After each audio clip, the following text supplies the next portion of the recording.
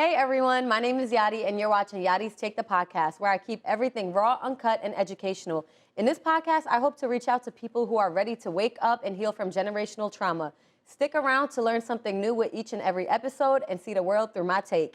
If you haven't already, follow us on Instagram, and now we are on Spotify and Apple Podcasts as well, Yarrii's Take. Make sure you go tune in. Before I introduce my guest speaker for this episode, I just want to put a disclaimer out there for my watchers that this episode, we are going to be discussing the recent events that took place at Delaware State's campus regarding the sexual assault reports. So it is going to be a little sensitive topic. If this is not something that you feel comfortable listening to, I'm letting you be aware of that right now. If this is triggering for anyone, please watch at your own discretion. My great friend from high school, she's also a Delaware State alum herself and the founder of G.I.V.E, Anissa Cartagena. Thank you for coming to my show. Thank you for having me. So just a bit of an introduction about myself. My name is Anissa. I came in fall of 2019. Just a few things about myself for those who do not know. I was assaulted in 2019, my first semester coming to school, and I endured a very vigorous Title IX process as well as a very vigorous, criminal process in which I protested at Del State in the height of the pandemic various times. And then I went on a national and local level as well, helping to create legislation in the state of Delaware to protect survivors. And additionally to that, I've spoken to the Biden administration multiple times and the Department of Education about Title IX. All of that to say, the reason why I created the Gracefully Igniting Voices Everywhere, the G.I.V.E organization, is because I noticed that we had a disconnect between our students here and the administration. Right. So many students here are left wondering what they can do about the process, wondering what their rights are, wondering how to navigate this new world of survivorship. And I was one of them. And it was one of the most hardest and loneliest moments of my life, is not having somebody to support. So I created G.I.V.E with the intention to make sure that no one ever felt what I felt and go through what I go through, and also be able to have advocates there that can advocate to the schools, to the leaders, to our congressmen and women for the students here. Right. So yeah. No, I appreciate you speaking about that, because I know it's hard to talk about, but that's exactly why I wanted to have you on the show, because I feel like with the protests that have been happening, there's a lot of misinformation that was, spread. There's a lot of, I want to say, education that needs to be done as well. Like, I don't want to disregard anybody with the protests. I was there in support of everyone that came out to speak on their story, but I think it's important to highlight how to conduct a successful protest and not just make noise, because anybody can make noise, but that's not going to make a difference for anybody. And that's the whole reason why I wanted to do this podcast. So I really do appreciate you coming out and speaking on this. Yes, I'm very aware of the protests that were happening here. So despite the fact that I just recently graduated, sexual assault on this campus isn't anything new. It's been an issue for a long time. It was an issue before I was a victim. It was an issue before other people were victimized. It's been an issue since the creation of this university, and it's just unfortunately a part of college culture. But there are ways that we can navigate that and, look into this new light. So I want to ask, I know that your protest that you did 2 years ago in the height of COVID, you received it was one of the first protests on Del State to receive national recognition. What would you recommend? Did you have a plan going into that protest? What was your plan? And I guess I'm trying to say is, do you believe your protest was successful? Right. I would say my protest was successful in some ways, and it wasn't successful in others. Right. The best way I can kind of describe is that there are times where you need to, since it's Black History Month, I'll throw out this analogy, there are times where you need to be MLK, and there's also times where you need to be Malcolm X. Right. I feel as though with my protest, and this just came because I prioritized different things, right? So for me, a big priority was my peace afterwards and making sure that I wasn't re-victimized, and also understanding that when I had the protest, I was no longer just speaking for me, right? I was speaking for the amount of people that came before me and that came after me that continued to be victimized by this university. So there was some things that I had to sacrifice on my own accord to make sure that I got the voices out of other people. When I walked into a room, I wasn't walking in as Anissa the survivor. I was walking in as Anissa the trained advocate that spent over 40 hours doing this work. Right. I would say, looking back at my protests now, something that I really, really prioritized was knowledge. I'm a big person. I believe knowledge is power. If you want anything to get changed, you need to be in the books. You need to reach out to people that have more basically that have more power than you, that may be able to give you a different view. When I first started out protesting, which a lot of people don't know because the me that they seen so nationally recognized is a completely different me than how I started, I kept re-victimizing myself by accident. And because for the sake of trying to get, you know, different things pushed and passed, and it was killing me. It was truly, truly killing me. It was reopening wounds. Yeah, constantly reopening wounds. And I was so focused on trying to be the voice for other people, I didn't even realize that I was in crisis mode half the time. Right. So what I had to do, which thankfully at the time, I connected with an organization called Know Your Nine, and just a little bit about them. Know Your Nine is... Are they an org here at Del State? No, Know Your Nine is a national nonprofit organization, and it stands for Know Your Title IX. Right. And they work with all things Title IX. I reached out to them, I told them my story. I actually got on a call with them, and when I had a discussion with them, they realized how many of my rights were violated. Right. And they told me, they were like, you need to... And you wouldn't have known this if you didn't reach out for that help. I wouldn't have known. That's one thing that I want to highlight. You have to reach out and make sure you're asking questions, knowing your rights, knowing what to do and what not to do. Yeah. When I reached out to them, I didn't know this, but when I reached out to them, I was a victim.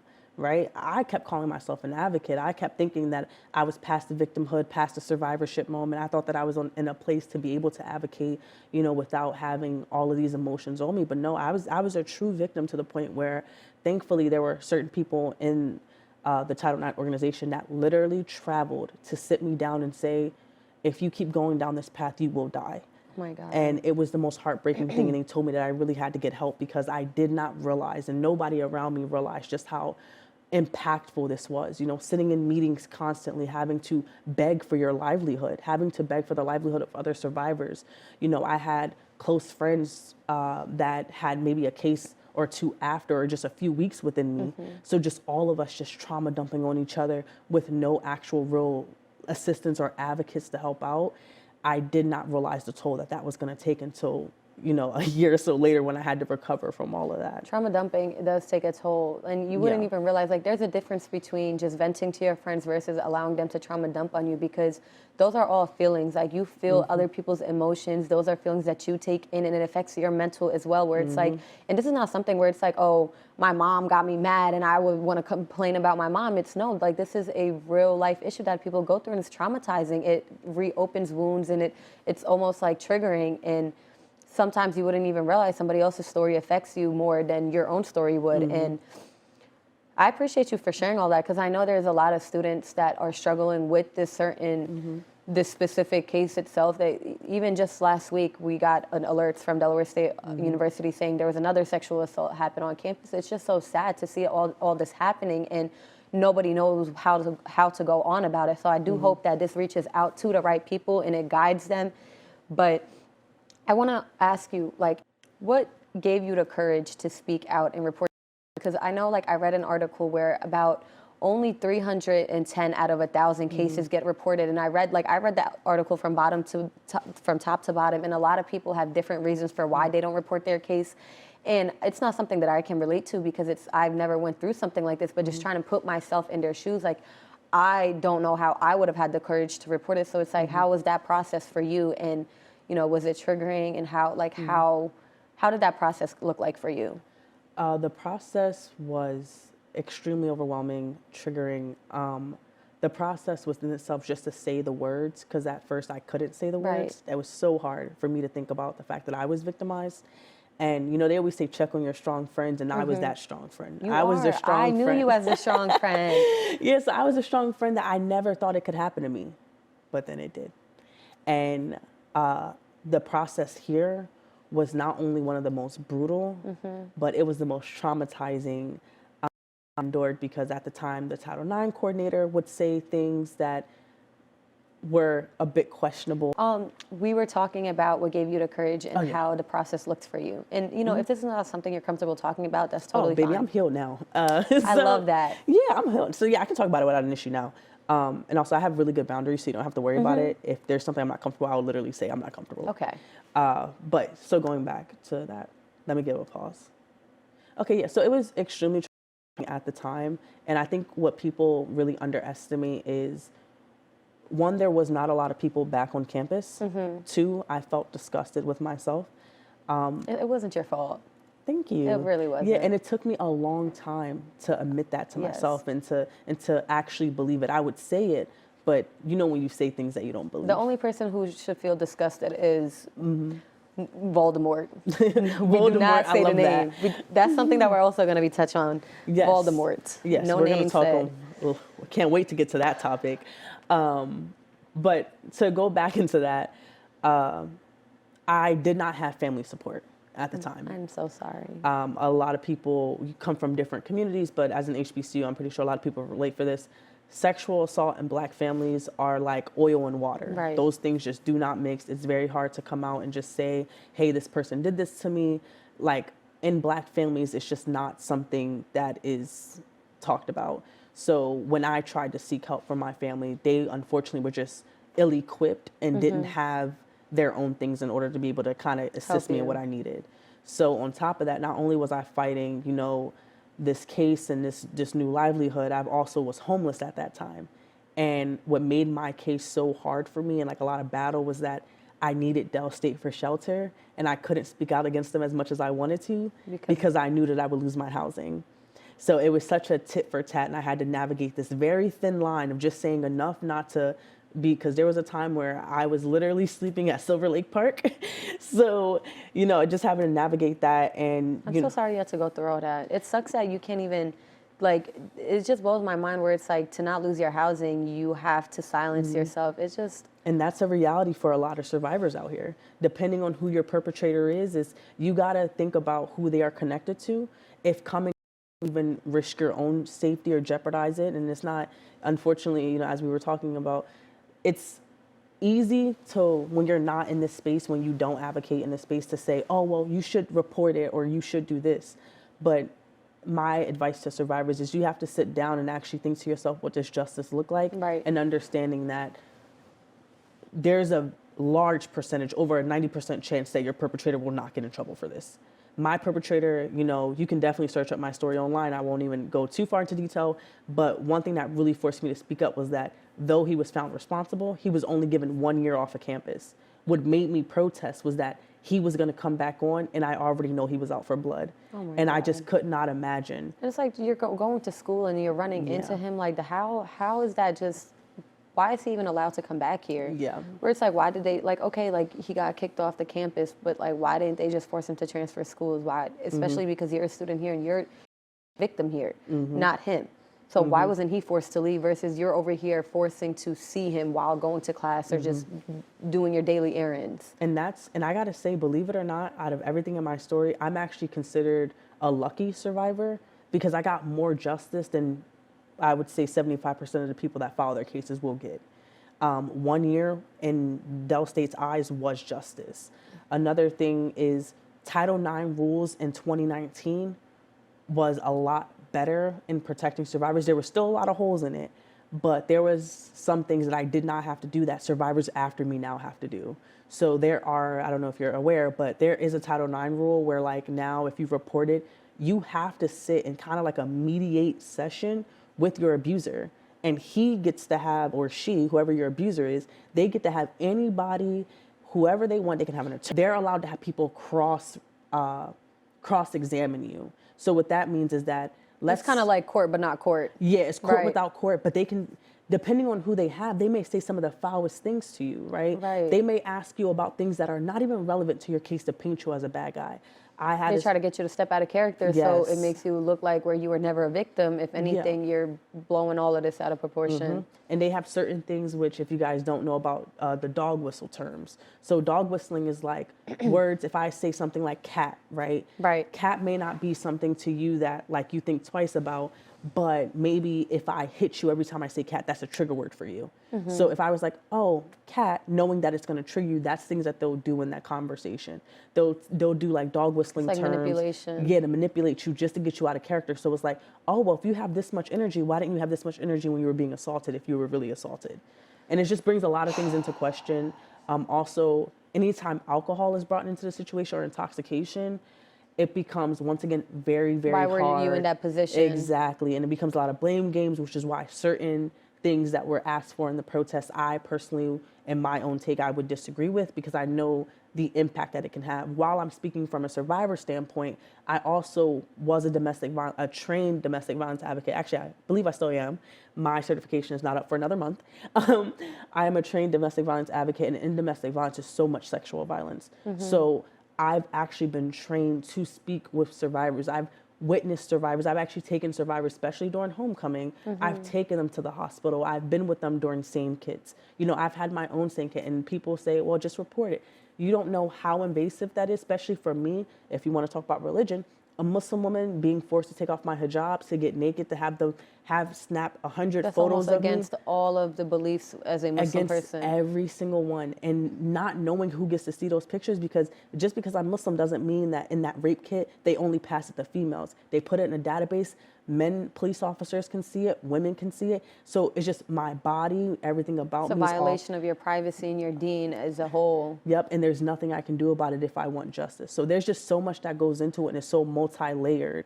And even then, at the end of it, you still don't get justice. So, you know, it's so much into it, which is why I support survivors who do speak out, and I support survivors who don't. Do not speak out. It's your choice It's at your the end of the day. And like, I was reading at the article, I want to say CNN, I'm pretty sure, yeah, it was CNN, and they basically talked about how, this is just in one county, by the way, it's not just all over America, like 400 or more cases that were destroyed or thrown away before it was supposed to be, like the rape kits that were thrown away, where it's like, it didn't even fully go through court or statute of limitations yet, and it's like, you're over there waiting for your trial to go through and your evidence to come back into the lab, but police lost it in transit, police damaged it in transit, police threw it out because I don't know what reason, I don't want to like make assumptions, but it's so many rape kits that just get lost in the transit where it's like, why, it's such a heavy process for people to go through, where I understand why people don't want to report it, but for the people that do want to report it, you know, I salute them. You got the strength, you got the power to do it. And for the people that don't, that's also another type of power, because staying silent against something like that, it's not easy, like holding all that trauma in and not ever, like you said, justice looks different for everybody. In my perspective, to me, it feels like they didn't get justice, but in their perspective, they might have gotten their justice that way, because, you know, in our religion, where it's big, where you let God handle things, and obviously there is a consequence for sexual assault in Islam. Like, I know Islam is perceived as such a harsh religion because of Sharia law, but it's like, it's justice. Like well, back then it was like, you stole, you get your arm cut off, you lie, like well, you can't really prove the lying part, but you know, sexual assault had a very heavy consequence against it. And before I forget, while it's still at the top of my head, what you mentioned earlier with not having support from your family, I know a lot of Muslim girls who are scared to speak out on their sexual assault cases, because it's like, most of the times it's a family member or it's somebody they know, and it's like they're trying to they're trying to protect somebody's reputation and their own reputation, because in the Muslim community,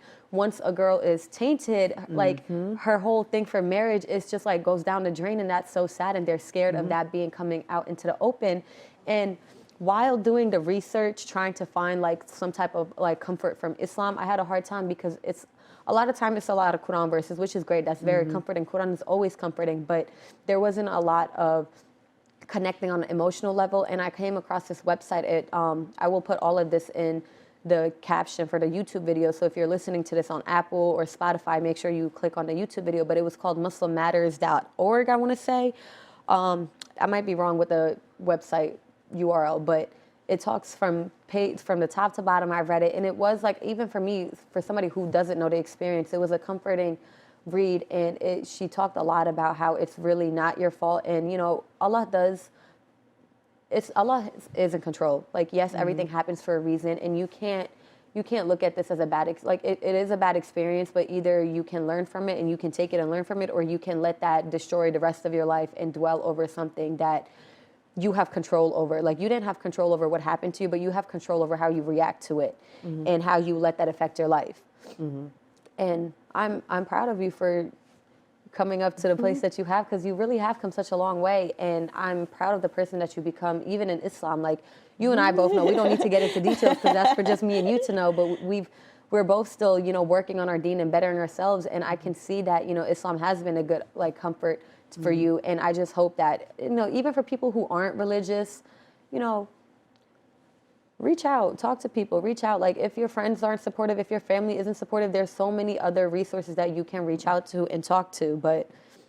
And I think it's something that's really good to know is understand, it's for the people that don't have a religious service that they go to, they even have a more harder time because whether you're Christian, you're Jewish, you're Muslim, we all have God to rely on. Whether we're angry or we're hurt or we just need some comfort, we all have God. But for the people that may not have that relationship or may still struggle with that, something else that brought me some solace when I was going through my own trials and tribulations was just understanding that was trying to talk to the future version of me and trying to just say like, I'm going to get there eventually. Right. I did not know if there will ever come a time where I would be in the position I'm in. I thought that my trauma would be over me for the rest of my life. I did not even think I would make it to 21. So alhamdulillah, I'm here. But I did not think, I did not think that I was going to be here. And I kept questioning what was my purpose. I kept questioning, why. And a lot of people have very similar stories to me where healing is great when you're not in an environment that made you sick. Right. But I was in an environment that made me sick and then continued to be abused and harassed even after my assault. So you got to remove yourself from that environment to heal.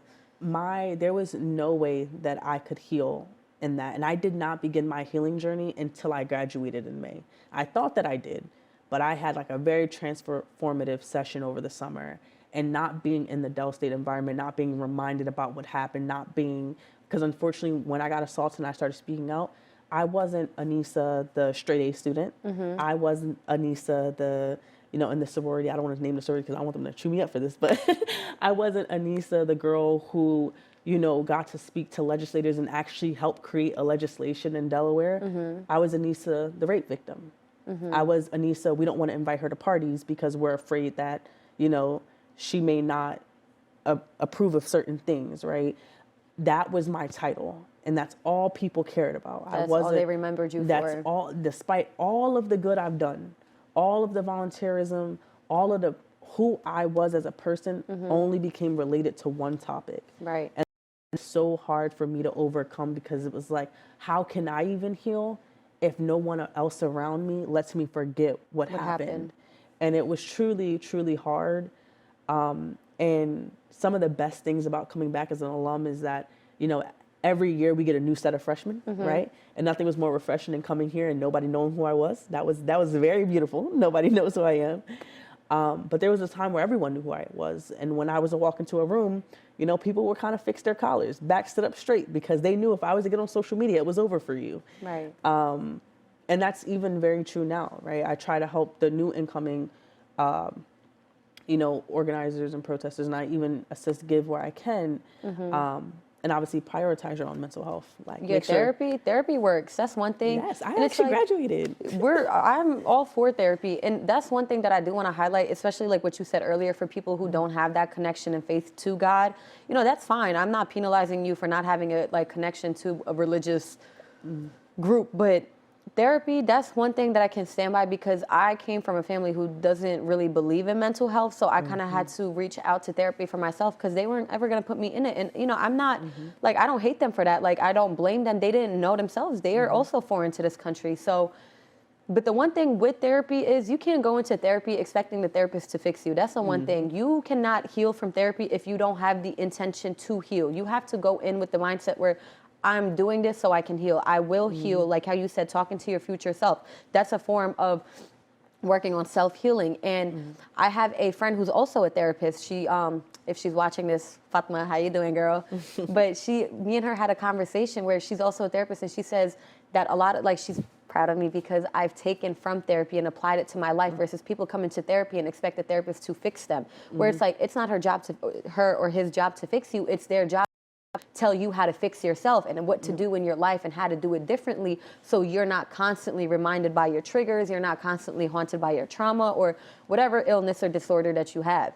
So I personally will put down the information for my clinic, so because I took me 3 therapists to find one that I really enjoy, felt comfort in, not enjoy, but it took me 3 clinics to find one where I felt comfort in. So I will list that in the caption as well. But Along with therapy, I know there's other resources, just alone, Delaware alone. You sent those to me beforehand, so I do want to touch base on what those look like. But I know on campus specifically, the org that you created and founded, G.I.V.E, can you tell, like, for example, for anybody that's watching and, they want to benefit from that organization, how they could join and what they can expect to receive out of that organization? So G.I.V.E stands for Gracefully Igniting Voices Everywhere, and that is a student organization on Del State's campus. But even if you're not like specifically staying on campus, you are still able to become a part of the organization. And if you don't specifically or want membership, you can still come to all events for G.I.V.E. The president of G.I.V.E is Kirsten Briscoe, and then the vice president is Samara Benjamin. They are two lovely and amazing advocates. They go very hard for the students. They go very hard for G.I.V.E. Yes, they are absolutely amazing when it comes to just handling bystander intervention. They handle sexual assault, domestic violence, and mental health. So when you go to a G.I.V.E event, it's not what people may think it is. It's not like you're sitting around the table and you're saying, oh, these are all the ways I got assaulted. No, it's actually teaching you different ways that you can not only interact with yourself and having to go through this, but different ways how, we perpetuate, our own rape culture and what we say and the music we listen to and how we interact and the jokes we make and the things we do, and kind of like learning how to be a better person and how to make better, choices and making sure that we have a safer campus community. Not only does G.I.V.E does that, but G.I.V.E also provides a safe space and a safe haven to be able to go to them and say, hey, I have this issue. I need an advocate with me. Is there a way you can sit with me in this Title IX hearing? Or is there a way you can accompany me here?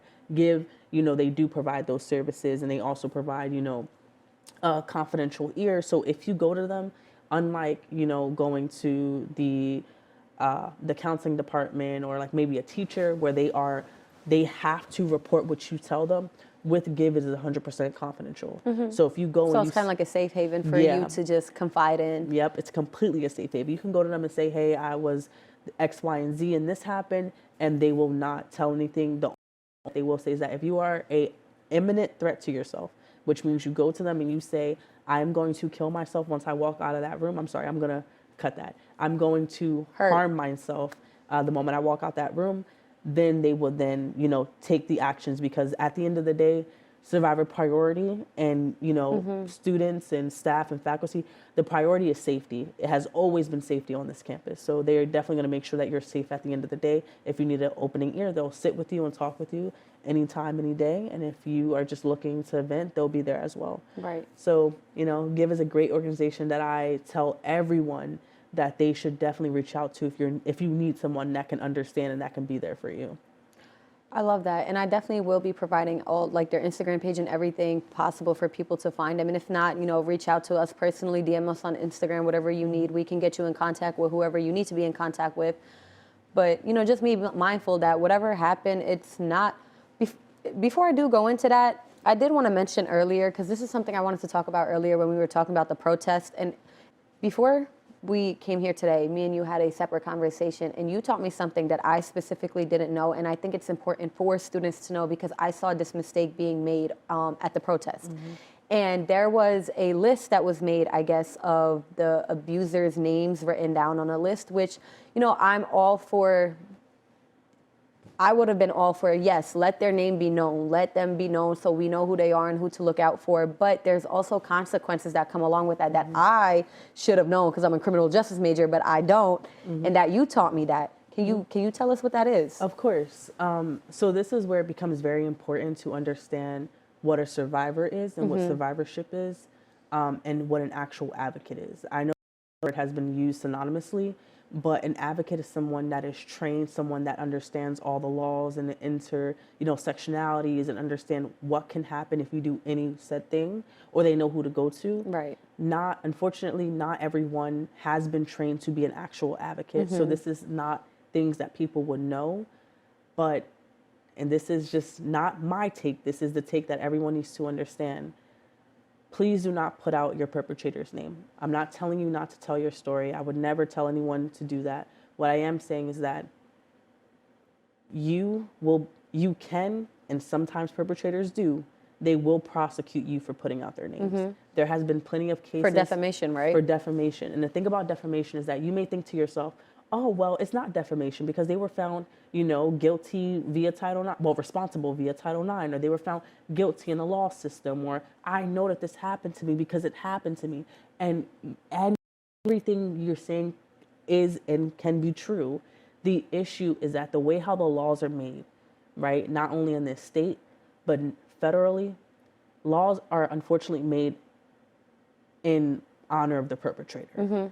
And the most important thing when it comes to speaking your story, telling your truth, and getting your healing is also protecting yourself. So you never want to say the perpetrator's name, you know, on social media or blast them or anything. Or even in messages, because or everything messages. nothing's confidential. Exactly. It's one thing if you want to confide in a friend because you do have that right, but putting it out on social media, you do have to be very, very careful because they can and will sue you. You know, there was a person that I worked along with, her perpetrator, which is very rare, but her perpetrator was actually found guilty in a criminal law system, which is beautiful. All she posted was an update saying how blessed she was that her perpetrator was found guilty. She said the name of their perpetrator, and it's been 4 years, and she's over $100,000 in lawyer debt. And her perpetrator was found guilty by a criminal justice system. So with all that being said, you do not want you want to be able to tell your story without sacrificing yourself, sacrificing your mental health.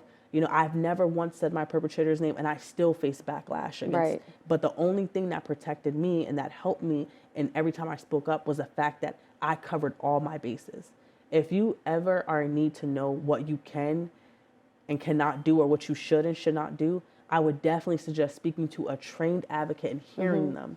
And sometimes it may not be things that you want to hear. They may say, hey, I know you're really hurting, but maybe don't do that because this will happen. You should really, really listen to them because all they want to do is just make what's sure. What's best for you. Yes, they want what's best for you. And they also just want to make sure that by the end of it, you're not sacrificed, right?